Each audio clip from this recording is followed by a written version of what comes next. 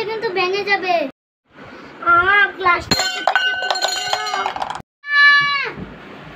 কি ডাকিস না বল। মা দেখো আত্মীয়র বাচ্চাটা গ্লাসটা ভেঙে দিল। একটা গ্লাস ভেঙেছে তো কি হয়েছে, ছোট মানুষ ভাঙতেই পারে। ছুটকি তুমি আর কে খেলো, একটু জল খাই। গ্লাসটা ভেঙে গেল, এখন তো মা তো আমাকে খুব মারবে। এই কি শব্দ হলো?